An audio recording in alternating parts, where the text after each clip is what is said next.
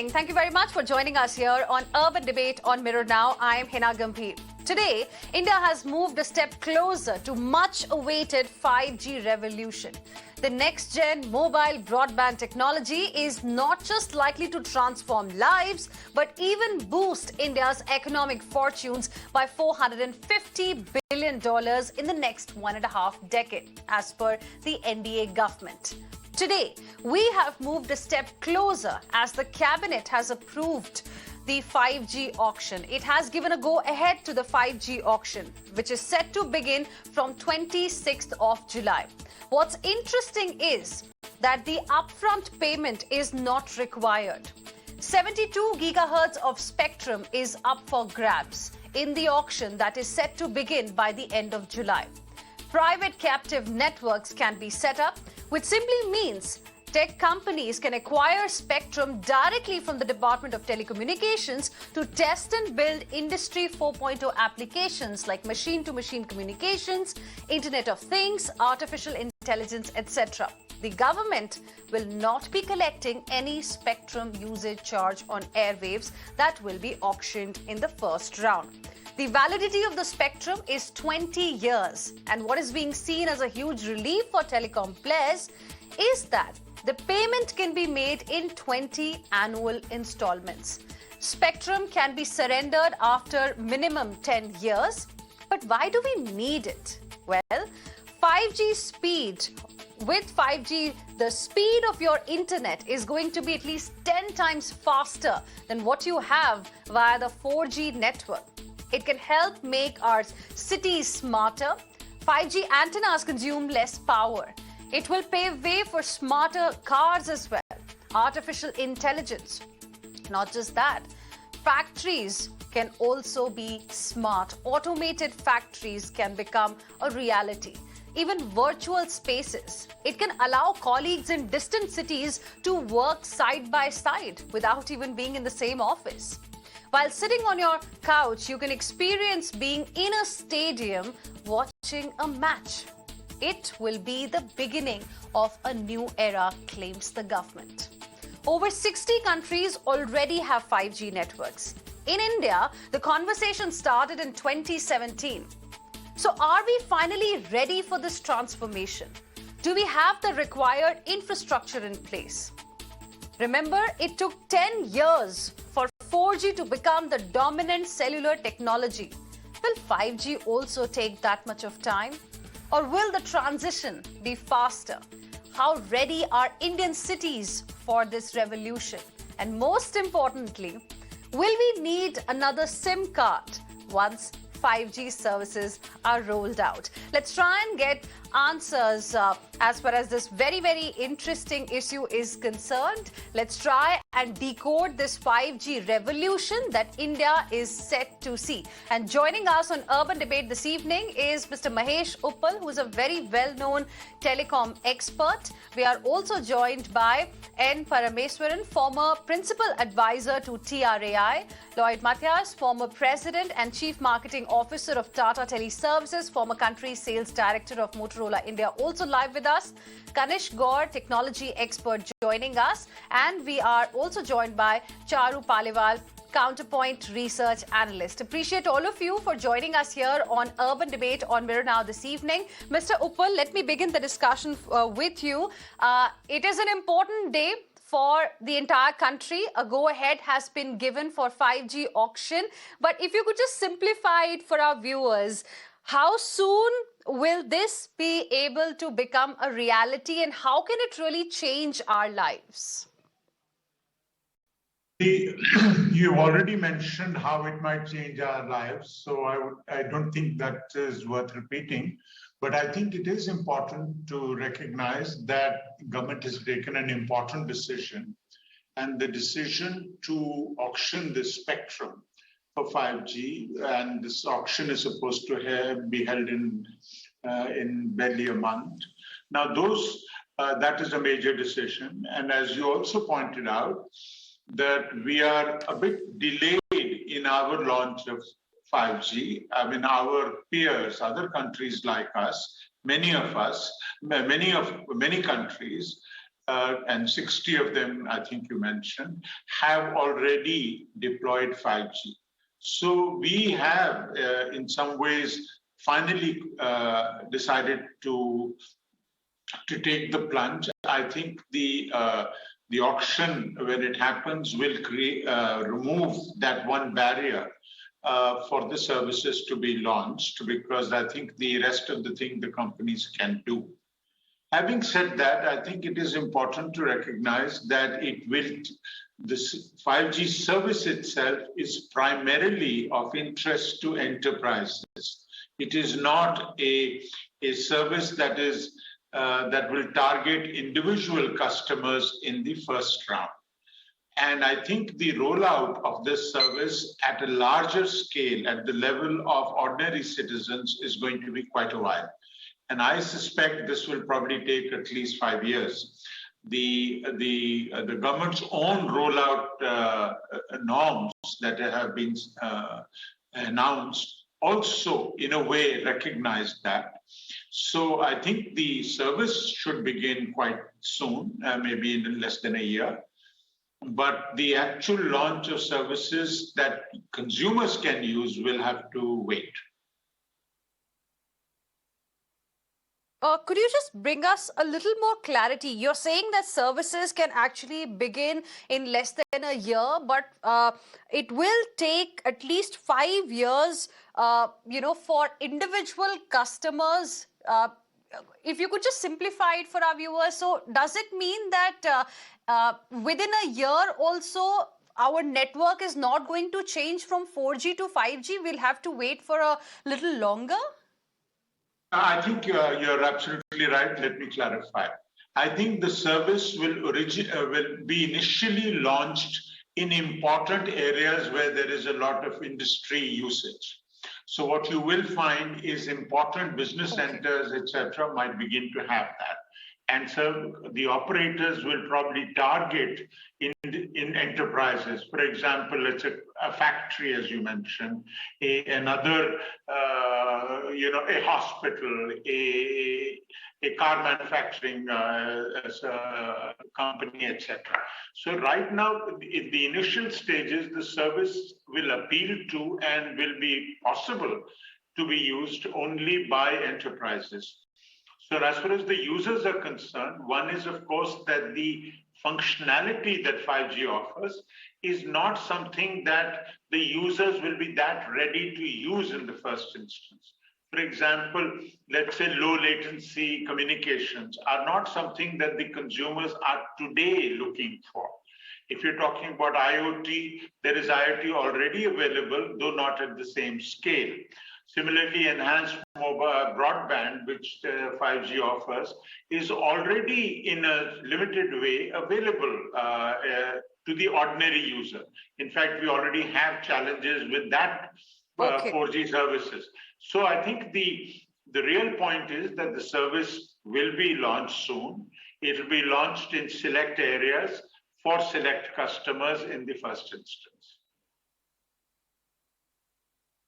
Okay, so it will be launched initially for select customers and select areas only. Mr. Parameswaran, today, of course, we got some details about the entire auction process. Do you think it's going to be smooth for the players also? For example, there's not going to be any spectrum usage charge. The spectrum will be available only for 20 years. No upfront payment is required. So do you expect a lot of participation, aggressive participation this time? In fact, the government has tried to address the problems or the bottlenecks of the industry in a big way. There's a cash flow issue. Obviously, there is no upfront payment involved. Certainly, it is going to be a very good plus point for the industry. Then it's spread over 20 years. There is not going to be any financial guarantees. So these are all the pro-industry steps. And it shows the government's commitment. Again, what the government is trying to do here is that they would like, already we are a bit late, but not that late, I would say, want to take the lead in this. This is going to be software-oriented, software-driven, and India has certain strength in that.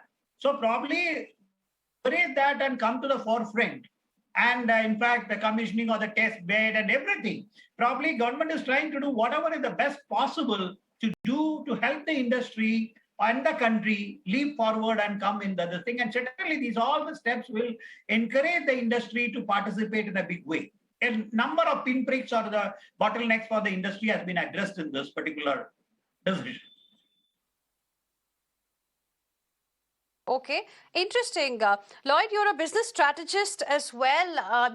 The conversation around getting 5G in India started in 2017. And this year, we've heard Prime Minister Modi talking about 6G services as well. There are many cities still in the country which are only surviving on a 2G network. How prepared are we for this kind of a transformation? Thanks, Heena. I think, you've got a point because the Prime Minister did talk about 6G services by the end of the decade. Having said which, I think the reality is that, as Mr. Uppal alluded to, I think there will be a coexistence of various generation of telecoms across the country basis need, right? The first big advantage of moving the 5G route will really come for extremely large enterprises, right? They've talked about the concept of private network, so to speak. But I think in general terms, I think it's important to realize that it's a step in the right direction. If you look at our various levels of infrastructure, I think over the last 2 decades, telecom has led the charge. And that's the basis on which India has built a whole range of services, right? From our IT services where we've been traditionally strong, but the boom that we've seen, let's say in the last 5 years, across e-commerce and across a range of services that are critically dependent on world-class telecom, right? And I think to an extent, the government has delivered it across the last 5 years. Today, we are the lowest price data consumers in the world. I think that is significant. But I think the possibility of the fact that what 5G can do, I think is immense. Some of it will be gradual. To expect that things will change overnight by July 26th when the auctions roll out would be a little premature. But I think a lot of areas would truly benefit. And the fact that they freed up spectrum, made it available. And also, I think what's definitively a good direction is it's eased the pressure a bit on telecom operators. The fact that they pay for the licenses over the period of 20 years, the fact that they've lowered the kind of base price by about 39%. I think these are very, very positive steps. They send a right direction. And if one looks at the various aspects of our infrastructure, telecom, if you look at roads, ports, I think telecom is leading the charge. And I think that is a very good direction. So I would really welcome this move. I think it bodes well both for consumers, but certainly does for enterprises and for the telecom ecosystem at large. Okay, but Charu Paliwal, the bottom line is we as consumers will have to wait for a little more time to be able to see 5G on our, handsets, our mobile phones, as Mr. Uppal was explaining to us. In your opinion, what kind of challenges will India still have to, make this 5G a reality for everyone? Because like I mentioned earlier, there are still some areas across the country where, people are surviving on 2G. Even 4G has not reached there. So talking about the challenges, the first foremost challenge would be the device availability. At Counterpoint Research, we have seen that 5G smartphones, they will account for about 38% of the total handset shipments in India by the end of 2022. And we expect this to increase to 52% by the end of 2023. So talking about the current scenario, 5G smartphones are yet to be heavily penetrated in the Indian consumer base. And then there is a lack of industrial devices as well, especially when we talk about 5G. This is the very first G, which is enterprise focused instead of consumer centric. So we need more and more number of devices from industrial applications perspective that can support or run on 5G network and the related application. Another challenge would be from infrastructure perspective. That would be your lack of fiberization, the low fiberization in India, which is currently about 34%. The mobile towers that are fiberized, although the government has taken certain initiatives to increase this number to take it to somewhere around 70%. And ideally, more than 70% of mobile towers should be fiberized if one has to roll out 5G services in an efficient manner. So yeah, so there are certain challenges from network infrastructure perspective, device availability perspective, as well as financial strain is always there on the telecom sector. Although the latest move is a welcome move wherein no upfront fee is required, but operators still need heavy investments for their 5G networks to roll out the services in an efficient manner. Okay, interesting. So those are some of the challenges that the government will also have to look at. Kanishk Gaur, with the announcement of the auction date today and the other details that we have got, what is the update on the infrastructure that is also required to complement it?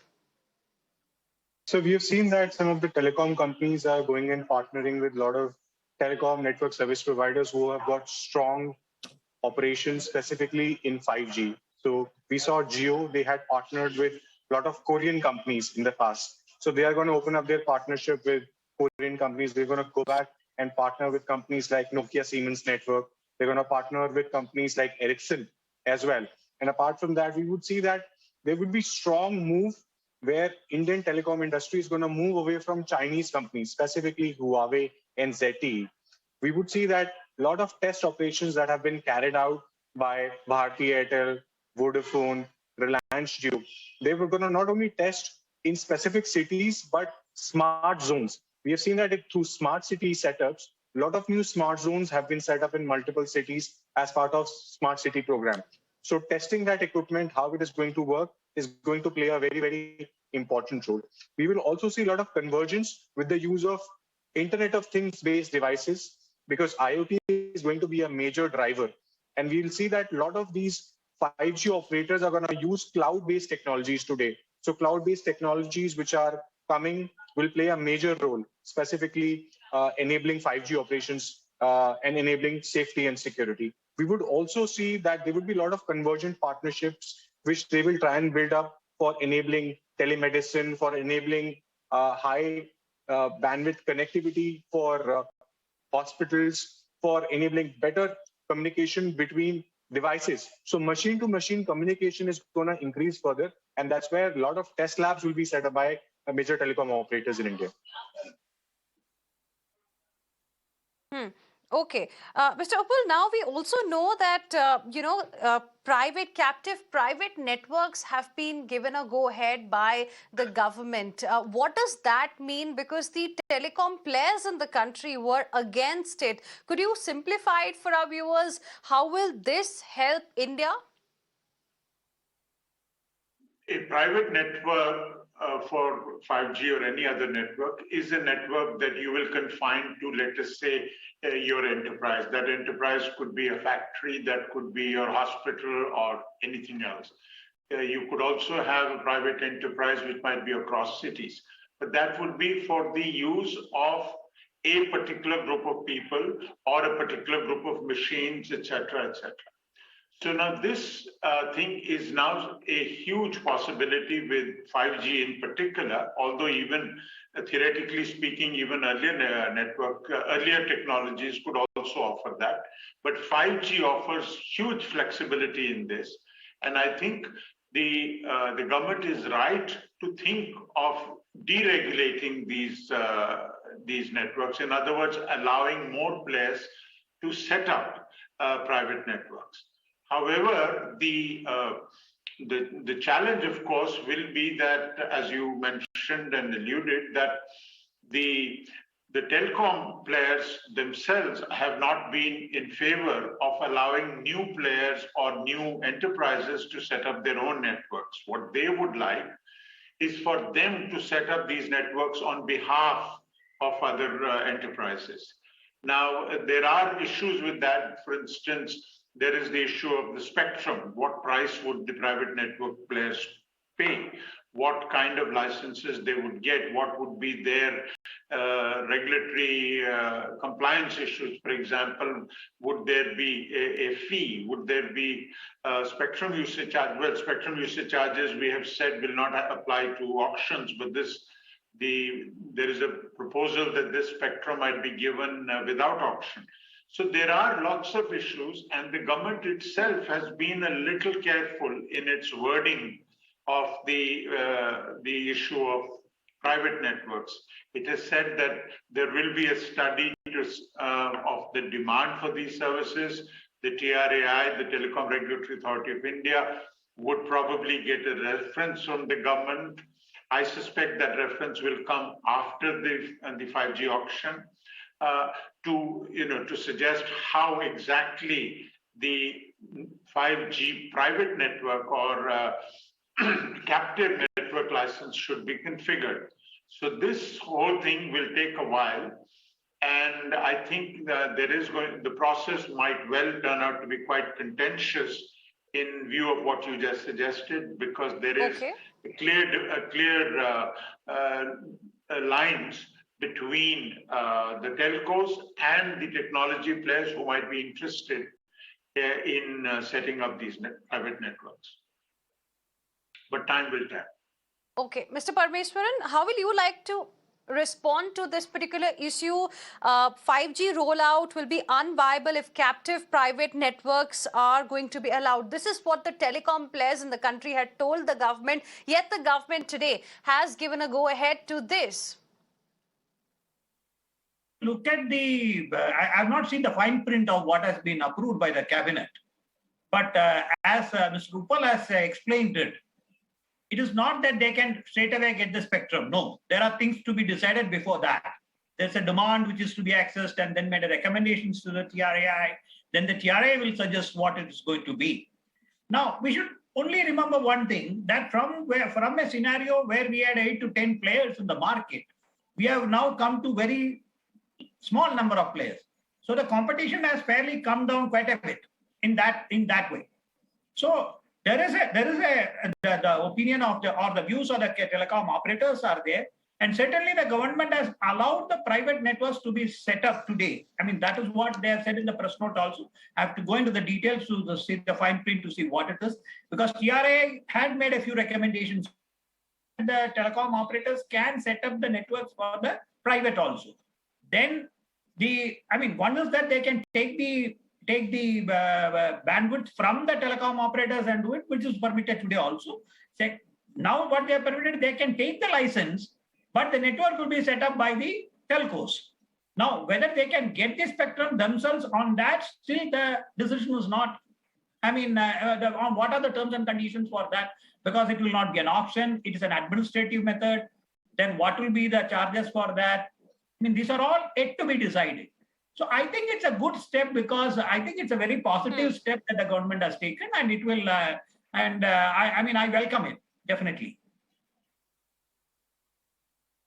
Okay. Lloyd, if you could tell us a little bit about 5G, how is that going to be different from 4G network that exists here? Because there are many countries which already have 5G services, for the consumers. I think in essence, Heena, what it will do is make the end consumer experience far better, right? I think what is obviously being talked about is 10x faster speeds. I think on the infra side, it also means a 3 times better usage, better efficiency in usage of spectrum, which is significant. And of course, what is called super low latency, which means things almost happen real time. What that means in real consumer benefits is things like telemedicine, which were in a sense slightly abstract, can now become real, which means you can actually have a doctor performing a surgery, so to speak, remotely, right? I think that's one aspect. But right from various things, and I think Kanishk, referred to a lot of them. I think whether it comes to kind of real-time traffic management, whether it comes to simple things like enabling smart homes, right, remotely, I think a lot of that now becomes real. We've seen that jump from 3G to 4G. I think what 5G is doing is going to put the next level of readiness, telecom readiness for us, on which a whole range of services can be built up. right? So healthcare we talked about, I think education, I think smart homes, even things like agriculture, I think they will be dramatically different. So I think really what you're talking about is a leap to the next level. As far as what both Mr. Uppal and Mr. Parmeshwaran said, I think there's a little gray in terms of private networks within enterprise, right? I think some of the fine print there needs to even out. But I think in the larger context, it's not really a concern area for the big telecom providers. There are three large private providers. I think really the field has shrunk. So there's really, it's kind of as good as anywhere else in the world.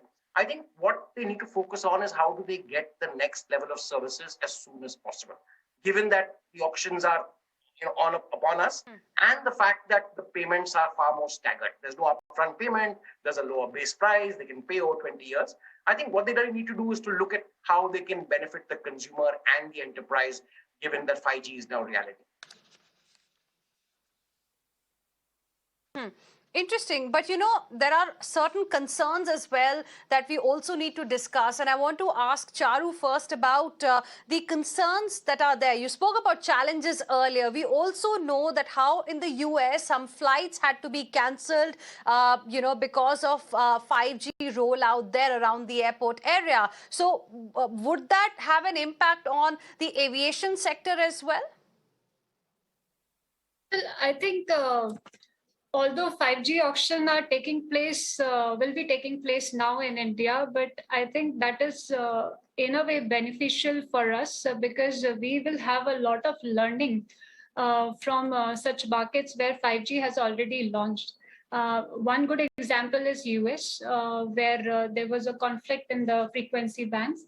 So I think these type of problems should not occur here because we have a lot of learnings, and there is an advantage in this as we can establish the best practices, that can come to India. So in terms of local customization, along with the implementation of globally successful models, that will make possible for India to straight away go into the commercial stage without any such conflicts or hurdles arising because of overlapping of bands or conflict among the ecosystem vendors. So, India sits at an advantage here in this term. Okay, Kanishk, how will you like to address this issue of flights, the aviation sector and 5G rollout, and how India needs to learn from what happened in the United States of America in January this year? So if you look at in India, the rollout will happen circle by circle. You've got multiple circles. Now these circle heads could coordinate with airport authorities so that you create specific black zones so that the flight operations do not get disrupted. It's more of coordination between the aviation authority and the circle rollout which happens. That's between the telecom ministry. If that is taken into account and you build up resilience, you build up the right processes, there won't be any disruption which is going to happen. Last time when we saw when AT&T was doing 5G rollout, there was lack of coordination between the US aviation authorities and the telecom regulatory authority. That is a learning that India can take, and we can look at rolling out in a phased manner. We can do certain circles where we see there is large demand specifically around 5G, and then go to some of the other circles. So, a typical hub and spoke model where you try and test this in certain metro cities and then take it forward is going to be the key. Also looking at how do you build up resilience so that the flights do not get cancelled and you still have 5G operations rolling out is a key aspect that India needs to do. So certain simulation exercises, certain wargaming exercises to ensure better coordination between the aviation authority and the telecom department can ensure that there is seamless integration and rollout of 5G in the country. Okay. Mr. Uppal, you've already told us that, we as consumers, of course, will have to wait a little longer. So in terms of enterprises or sectors that can immediately benefit, what more details can you share with us? And what are the kind of concerns that the government will have to now keep in mind, given how 5G rollout impacted certain services in other parts of the world? Well, my understanding is that the problem that we had in the US relating to aviation may not be an issue in our country because we are using a slightly different frequency for our spectrum for 5G. So I don't think that is an immediate risk. Of course, I would imagine the transportation sector, the hospitals, and logistics, media, all these industries are huge users of bandwidth and also could benefit immensely from low latency technologies such as 5G. So clearly that is an issue. And that is something that we should expect. As far as the challenges are concerned, one other problem, of course, is that 5G is going to need a lot of towers. The towers that 5G requires are much smaller, and these might well be in the form of just electric poles, etc., etc. But the rollout of those towers, the requirement of sharing, let's say, electric poles with telecom operators, etc., is not going to be a trivial exercise. In fact, rollout, as I think Charu also mentioned, of even fiber is not a trivial exercise in India because of rights of way issues. We can discuss that because multiple permissions are required before you erect or install any kind of physical infrastructure. So given that we will need many more such towers, and the density of towers required for this might be several times more than what we have for 4G. So we must expect some level of challenges on that score.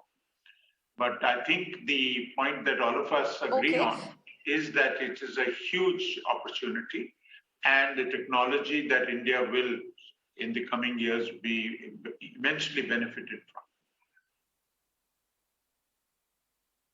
It is definitely a huge opportunity, but as you mentioned, as other guests also mentioned, infrastructure is something that is simultaneously needed, and that's what I now want to understand. Mr. Parameswaran, while this big announcement has come today, go-ahead has been given by the cabinet for spectrum auction for 5G. Are we simultaneously working on infrastructure development? Is that happening, side by side or not? Or do you think for that, again, we'll have to wait a little longer? No, I think one of the key issues, if I'm just adding on to what Mr. Uppal said, the right-of-way issue. Government is, in fact, addressing that in a big way, whether putting up the towers. Yes, that is a huge, or laying the fibers. Now, that is posing a lot of challenge to the service providers. And government has taken a very bold step and created a portal where states have joined and automated trying to automate the two things are there in that. One is the money that is involved, another is the time frame. Both are equally important. How quickly one can get the permission to put up a tower or lay a cable. And another is how much money one has to pay. Both these are very important, and government is addressing this on the top priority. I know that they are doing necessary steps, and this is being done. And that is, as he rightly said, is one of the key challenges that we will have to overcome. And I'm pretty sure that since government is very serious on this, we should have something coming up on that very fast. It's not that we have yet to start on that. I mean, they have already started working on that. Okay. Kanishk, according to the Department of Telecommunications, 13 cities across the country will get 5G in the beginning. So we can, once the auction happens, then from that day, how long will, we have to wait, not just as individual customers, but as enterprises also, to be able to get this technology, get this service? What is the time frame that we need to be looking for? So I think a journey of between 6 to 9 months is typically what we can look out. You look at today from an infrastructure development perspective, the telecom infrastructure companies such as Bharti Infratel, Indus Tower, they have combined operations. So today you have a single company which is going to serve multiple clients. So companies such as Vodafone, Bharti Airtel, Reliance Jio have come with a method of sharing towers and sharing infrastructure. So once that rollout of infrastructure happens in one circle, you will see multiple service providers providing 5G operations. So you look at out of these 13 cities, top cities which are going to pick up is going to be Mumbai, it's going to be Delhi, it's going to be Chennai, Bangalore. That's where it's going to start. But it's typically a time period of testing between 6 to 9 months when we will see the rollout to happen in the country. The best part is that there will be zones identified. And we saw that Vodafone did this some time back, that they picked up a specific zone and they tried testing 5G within a small zone to see how it responds. And it will also bring out impact on how we are working on smart cars. How do you connect some of the smart cars? How do you connect some of the smart meters? So it's going to be a more convergent change which is going to happen. And we will see these smart zones will have specific Wi-Fi's where the connectivity and speed is going to be immense. And it will also enable better management of traffic. It will allow better management of air. It will allow better management of people as well. So that's the conversion we will see. So specific zones identified between the top 13 cities, you will see the rollout happening. And you will also see that a lot of partners will come into the picture to come out with new set of services. So you will see a change happening on digital payments. You will see smart rings being introduced through 5G, where instead of your mobile device, you will see through your, you can make payments through digital rings, and you will see other smart devices which will be hyper connected. So we are moving to a hyper connected world where there will be more rollout of other tech enabled services which 5G will bring into the picture. Okay. Lloyd, if we are going to get into this hyper-connected world, going to be a part of this hyper-connected world, what about the safety, the security aspect? Because already, when it comes to digital transactions that we are doing, there have been, number of cases of cyber frauds, etc. So what about the safety aspect? Once all this kicks in, what about the concerns around privacy? I think the issue of customer or consumer privacy as technology evolves will always be a bit of a cat and mouse game. I think we have to recognize the fact that fraudsters and people with malintent will always try to remain a step ahead of what technology enables. So I think that's a baseline. But I think just to keep that constraint in mind and not modernize and not move to new technologies, maybe a bit of a kind of retro thinking, right? So I do recognize that some of these issues will come, but as Kanishk just outlined, I think the advantages far outweigh the possible disadvantages, right? When you're talking of an environment where things like driverless cars, real-time payments, remote medicine happens, I think there could be some degree of misuse. But talking specifically on the issue of data privacy, Heena, I think the government has taken steps. I mean, you're aware of the data protection bill. To a lot of measures, it is even more stringent than Europe's GDPR. So I think India has actually put in place at least some of the guideposts. To what extent they're implemented safely on the ground, time will tell. Okay. Charu, what about the concerns around health that have been raised? The electromagnetic radiation used by all mobile phone technologies has led some people to worry about increased health risks, including developing certain types of cancer. I think we have been hearing about this concern from a quite long time now. This is not the first time the issue has been raised. There were some similar news or rumors, as well as some reports when 4G was launched. And then we also had some similar news coming up when COVID started way back in 2020. People in certain countries had started destroying the mobile towers because of certain health concerns and the COVID concerns. So I think it is more about educating the entire ecosystem as well as the consumers on the benefits of the connectivity services instead of raising concerns from health perspective. I think in today's time, the mobile connectivity services has taken and it has an immense value in our day-to-day lives. We need these connectivity services right from making a simple call to a digital payment. So we have entered in an era where we cannot survive without these services.